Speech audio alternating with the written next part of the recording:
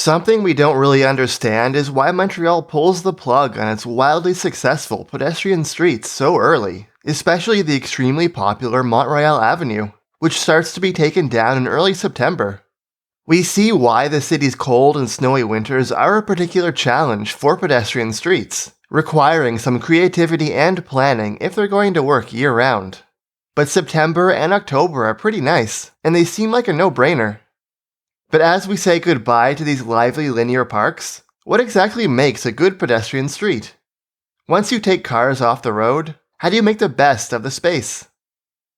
Pedestrian streets really seem to thrive when lots of people live nearby within easy walking distance.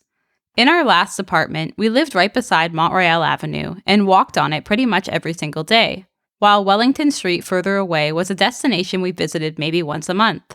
People coming from farther away definitely matter too, but in our experience, locals are the lifeblood of pedestrian streets, and that requires lots of housing nearby.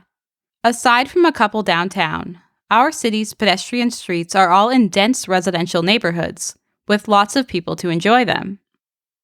The pedestrian streets we gravitate to the most are the longer ones, because they just have more to see and do, whether you're going for a walk or looking for food.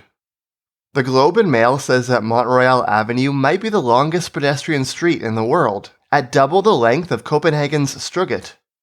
That would be a little surprising. There must be something out there that's longer, right? But being the longest in the city definitely helps its popularity. Some of the longer pedestrian streets have maps to show intersections and attractions. With that said, shorter pedestrian streets can be pretty compelling too, especially when there's a place in particular that you know you want to go. Most types of shopping are better on a pedestrian street, but the biggest commercial draws tend to be the cafes, bars, restaurants, and ice cream shops. On a nice summer day, it's just so much more pleasant to eat outside with people walking by and cycling past than enduring the noise, smell, and danger of car traffic zooming by. We made the mistake of meeting up with some friends on a patio by a different street that still had traffic this summer, and it was actually a shock how much more stressful it was, and how much harder it was to hear the people you're sitting with. It's one thing to close a street to cars to allow restaurants to expand, but the very best pedestrian streets are the ones that become destinations in themselves, that draw you in even if you aren't planning to spend money. Wellington has a whole lineup of creative events, from New Orleans jazz shows to historical reenactments, comedy nights, and marionette shows. St. Catherine East has mini-golf, a big chessboard, table tennis, and music. Ontario Street has picnic spaces, swings, a bouncy castle, and Luigi?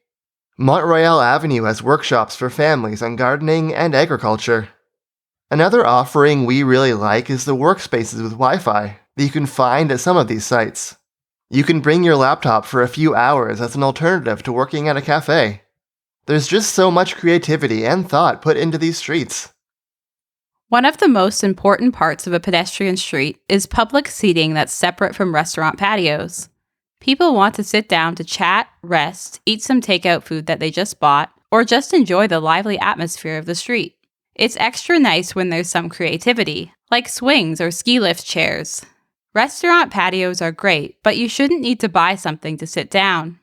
Shade is also essential. Despite what you might have heard from NIMBYs denouncing the threat of shadows, shade is really nice on a hot summer day. No shade. Parks usually have both shade and seating, so a really winning combination is when you have parks alongside pedestrian streets. Pedestrian streets have advantages for people with disabilities, but also accessibility challenges to solve. Taking cars off the street opens up a lot of space for people using mobility scooters and wheelchairs, instead of cramming them onto a busy and often bumpy sidewalk.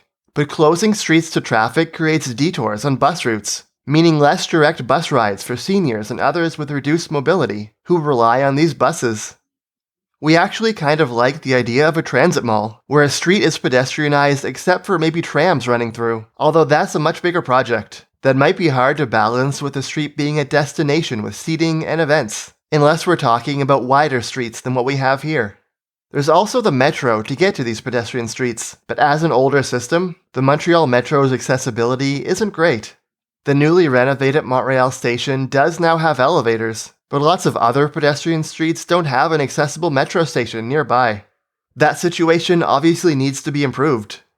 One cool accessibility program you see, though, on some of the longer pedestrian streets is a free bike taxi shuttle service. We've also seen access ramps added to better transition between the road and the sidewalk. This might come as a surprise, but we don't find asphalt and pavement to be the most aesthetically pleasing environments that humans have created. You kind of need to spruce them up. People like nature, so incorporating greenery and gardens helps a lot to make them feel more welcoming and relaxing. Art is a good addition too, whether it's art exhibits, street murals, or poetry on the street surface. One of the first questions people ask about pedestrian streets is how businesses get deliveries. These streets have different policies, but Wellington, for example, allows delivery trucks and vans in the morning before 11:30 a.m. Cargo bikes are allowed at any time, and yes, cargo bike deliveries aren't uncommon in Montreal. Lots of businesses like this provincial liquor store take deliveries through the back alley, just like in the days of Prohibition. You can sometimes find other vehicles on these streets too, from utility trucks to garbage collection. Car-free doesn't mean closing the street to maintenance, deliveries, and servicing. Should pedestrian streets include bikes? Different ones have different policies here. Some are slow zones that allow people to ride their bike but with a request to go slow. Some allowed cyclists, but only on off-peak hours. Other streets didn't allow bikes to be ridden at all. While walking here ourselves, we've had mostly good experiences with cyclists. So we lean towards allowing them, but we've seen enough exceptions that we understand where the concern comes from. We will say, though, that while it's probably a good thing to let different streets take different policies, for cyclists it can be a little confusing because you don't necessarily expect different rules. We have seen them enforced by police who happen to be around, though.